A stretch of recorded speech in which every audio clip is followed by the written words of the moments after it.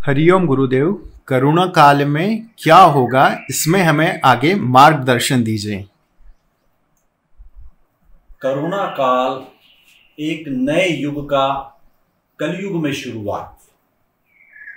इसमें तीन संभावनाएं हैं, तीन प्रकार की चीजें होंगी। एक तो विध्वंस होगा, दूसरा क्रिएटिविटी होगी और तीसरा एक संतुलन आएगा। सबसे पहला तो जो हमारी जीवन शैली है, जो मैली हो गई थी, कुचैली हो गई थी, दूषित थी, प्रदूषित थी, तनावग्रस्त थी, अभावग्रस्त थी, भागा दौड़ में लगी हुई थी, उस जीवन शैली की जो सारे मल से युक्त हो गई थी, वह निर्मल हो जाएगी, वह शुद्धता की ओर बढ़ने लग जाएगी। लेकिन यह चर्चा के पहले हम विध्वंस यानी नेगेटिविटी के एस्पेक्ट को लेंगे, बाद में पॉजिटिविटी को लेंगे, फिर हम न्यूट्रल को लेंगे। तो इस कोरोना काल का भविष्य क्या है, आज हम उसको जानने का प्रयास करें। सबसे पहले संसार में चारों ओर बेरोजगारी, बेहताशा बढ़ेगी। इससे मनुष्यों के जीवन में हताशा, निराशा, हैरानी, परेशानी और अनेक प्रकार के अवसाद, दुख जीवन में आने लग जाएंगे। डिप्रेशन बहुत बढ़ेगा, आत्महत्याएं की घटनाएं बढ़ने की बहुत प्रबल संभावना है। और इसका दूसरा दुष्परिणाम होगा कि क्राइम रेट बढ़ेगा। लोगों के बीच में जो एक शांति का माहौल है, वह अशांत की ओर जाएगा। अशांति, आपराधिक प्रवृत्तियां ऐसे ऐसे लोगों में आ जाएंगी जो पहले कभी अपराध नहीं करते थे, वह अपराध करने लग जाएंगे, जिसको हम कहते हैं छीना झपटी। व्यक्ति का जीवन असंतुलित होने लग जाएगा, व्यक्ति बेरोजगार होगा और उसके कारण उसके जीवन के अंदर अभाव आएगा। अभाव के कारण उसका जीवन जो है और डिप्रेशन में जाएगा। यह मेजर पार्ट में यदि हम देखते हैं तो यह है नेगेटिव एस्पेक्ट इस कोरोना काल का। भय बढ़ रहा है, अशांति बढ़ रही है और गरीबी बढ़ेगी। गरीबी और अमीरी के बीच में गैप और बढ़ जाएगा। लेकिन इसके साथ साथ ही कुछ पॉजिटिव चीजें भी आएंगी जो इस चीज को एक सहारा देने में सक्षम है। कौन सी पॉजिटिव चीजें होंगी, उस पर नजर डालने के पहले हम थोड़ी नेगेटिव अर्थव्यवस्था की तरफ भी चलें। नौकरियां जाएंगी, बिजनेस कई बंद होंगे, कई दिवालिया, कई व्यापार, कई उद्योग बंद होंगे। इससे अशांति के माहौल से शांति की किरण नहीं निकलती। वह शांति की किरण जो एक क्रिएटिविटी को पैदा करेगी, नए नए उद्योग आएंगे, नई नई क्रिएटिविटी के साथ में नए प्रोडक्ट्स आएंगे। मनुष्य अपनी आधारभूत आवश्यकताओं की पूर्ति में अपना जोर लगाएगा और आपस में प्रेम, रिश्ता, रिलेशन जो एक दृष्टि में दूर सा हो गया था। पूरी दुनिया पाश्चात्य जीवन शैली के प्रभाव में इस प्रकार आ गई थी कि उसके जीवन में एकमात्र लक्ष्य रह गया था, वह था धन। हर व्यक्ति के जीवन की सफलता का मापदंड उसके जीवन में वो कितना धन अर्जित करता है, कितनी उसकी तनख्वाह है, कितनी उसकी कमाई है, यह दृष्टि से उसको जीवन का सफलता का मापदंड था।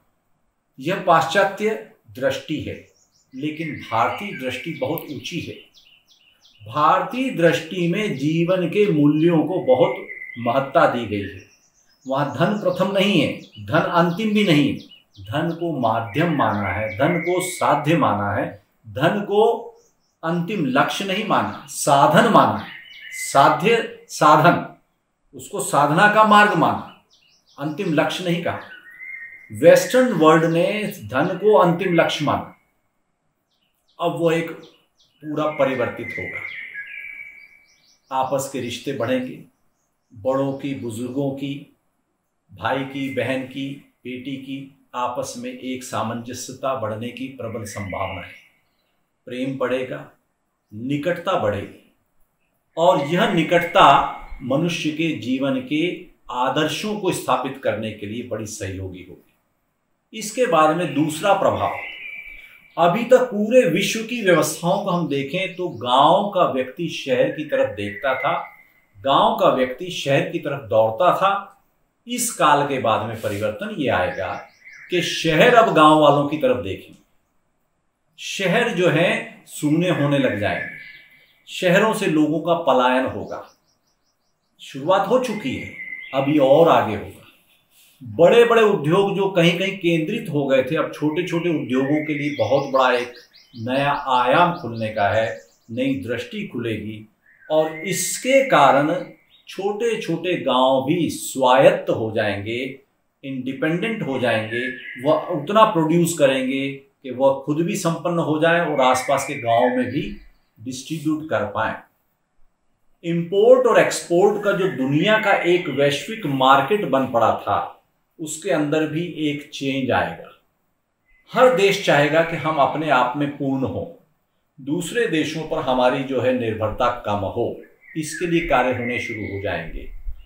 दूसरी इंपॉर्टेंट बात होगी कि लोग जो झोला पकड़ के या अपना सामान खरीदने के लिए अपनी मोटरसाइकिल, साइकिल, कार में बैठ के खरीदने के लिए सुपरमार्केट बाहर जाते थे, वह कम हो जाएगा।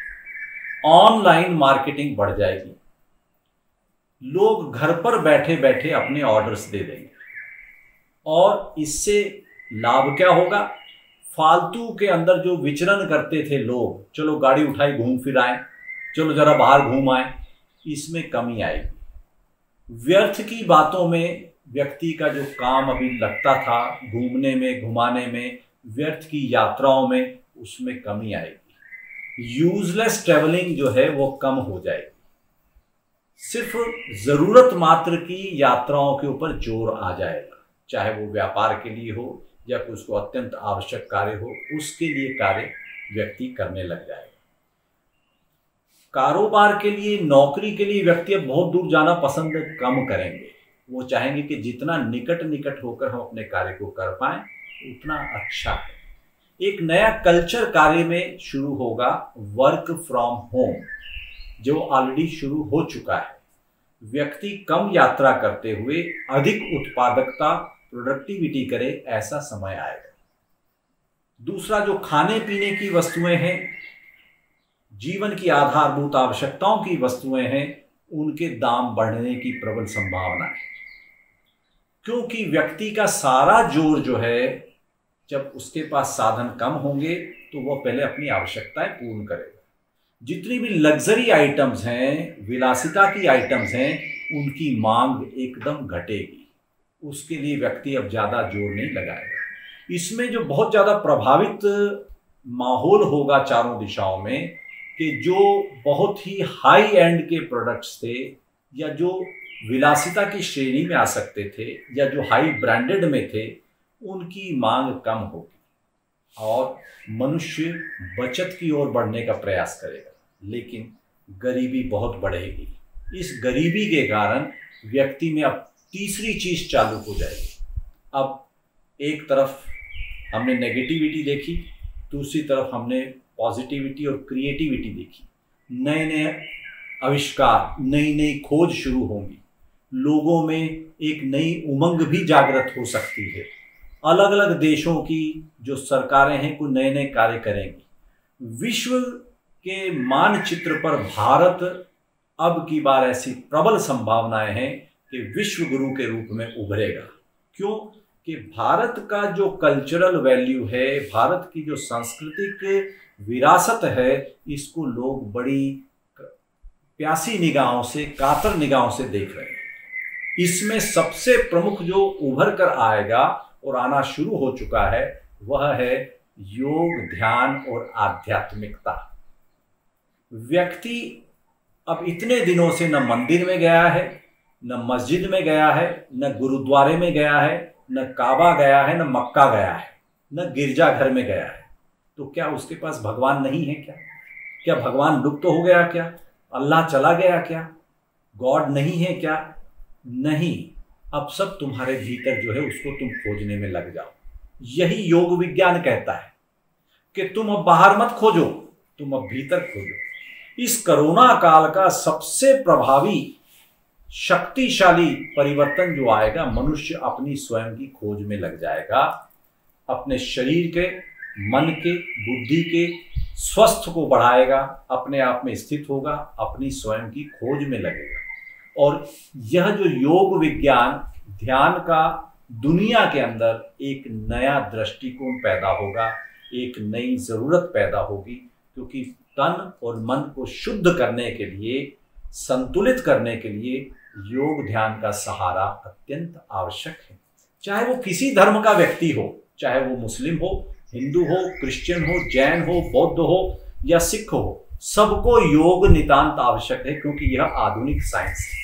यह परिवर्तन विश्व में अभी देखने को मिल रहा है और लोगों को योग ध्यान के द्वारा जीवन का अंतिम लक्ष्य जो है परम संतुलन, परम आनंद, परम प्रेम और परम मुक्ति, यह तीनों चारों उसको सहज उपलब्ध हो जाती है। इसलिए कोरोना काल हमारे जीवन में जो कुछ भी बांकापन था, जो कुछ भी टेढ़ापन था, जो भी कुबड़पन था, जो भी मैल थी, वह सब निर्मल हो जाएगी।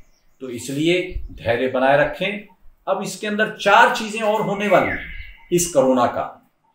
सबसे पहले आपके धैर्य की परीक्षा हो रही है, धीरज की परीक्षा हो रही है, और फिर उसके साथ ही आप अधार्मिक हो रहे हैं या धर्म पर हैं।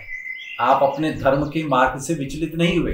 धर्म यानी सिख, जैन, हिंदू, मुस्लिम या ईसाई नहीं। धर्म यानी प्रकृति के नियम, कि हम किसी के लिए चोरी न करें, हम किसी के लिए डाका न डालें, हम असत्य न बोलें, हम व्यर्थ की चीजों में न लगें, यह धर्म। तो धर्म और धीरज। और आपका प्रमुख इस समय में जब आप परेशानी में हो तो मित्र सच्चा कौन है? फेसबुक वाला मित्र नहीं, व्हाट्सएप वाला मित्र नहीं, जो आपकी आपत्ति काल में, विपत्ति काल में आपके साथ में है। एक तो सबसे बड़ा परम मित्र आपके भीतर है, तो उसकी भी परीक्षा हो रही है। तो धीरज, धर्म, मित्र और परिवार और नारी, यह कहते हैं कि आपातकाल में चारों की परीक्षा होती है। नारी का अर्थ है परिवार की। आपके परिवार में आपके साथ में कौन कौन है, इसकी भी इस समय परीक्षा हो रही है। यह काल आपके लिए महाकाल की तरह आनंदमय हो, प्रसन्नता लेकर आए, खूब आप आगे बढ़ें और जीवन में रुकना नहीं है, रोकना नहीं है, हमें आगे बढ़ना है। और यदि आपको यह हमारी बात पसंद आ रही है, इसको अधिक से अधिक पॉजिटिव वे में आपके मित्रों के बीच में शेयर करो और शेयर करके अपने ज्ञान की अभिवृद्धि करो, अपने ज्ञान को बढ़ाओ, अपने आनंद को, अपने प्रेम को बढ़ाओ, और इसको अपने तक सीमित नहीं रखना। और यदि आपको कोई भी प्रकार का प्रश्न हो तो निसंकोच हमें जरूर लिखें, पूछें, और इससे आपका जीवन और मंगलमय हो, आनंदमय हो, प्रसन्नता पूर्वक जिए। शुभकामनाएं और आशीर्वाद। ओम शांति।